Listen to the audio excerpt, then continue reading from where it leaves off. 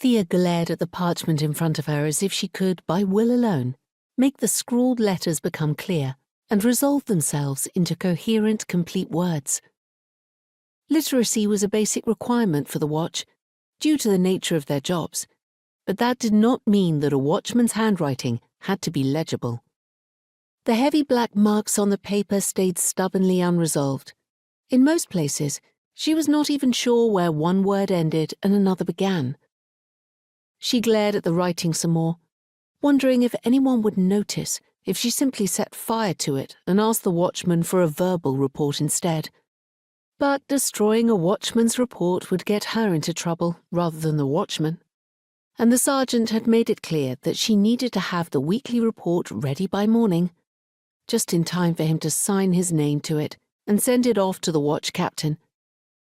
The sergeant was supposed to compile these weekly reports himself, but he had delegated the task to Thea for the past few weeks. She had swallowed her objections. The rest of the watchmen and women in Brightfield Station tolerated her, little more. Reading through the reports and compiling the weekly update at least gave her a glimpse into what was happening in her district.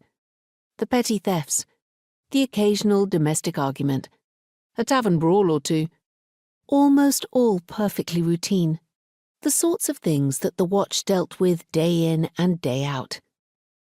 Setting aside the illegible report, she picked up the next one instead. At least she could read the handwriting, and the spelling was creative enough to require her full attention to decipher. She was alone in the building. The day's shift was almost done, and the night shift had not yet arrived. So she permitted herself to say one carefully chosen curse word, and then bent her head to the report. It felt like only moments later that the station's front door slammed open, snapping her out of her focus. Thea turned and blinked. No, she was not seeing things. There was a small, middle-aged man in the doorway. He had a slightly rounded face that was currently wearing a frown. He was dressed in the sort of robes that she associated with merchants, floor-length, made of heavy fabric in a deep russet colour, and embroidered with metallic thread that gleamed in the early evening light, the collar and cuffs of a white shirt showing at the neck and sleeves of the robes. And he had a blue head.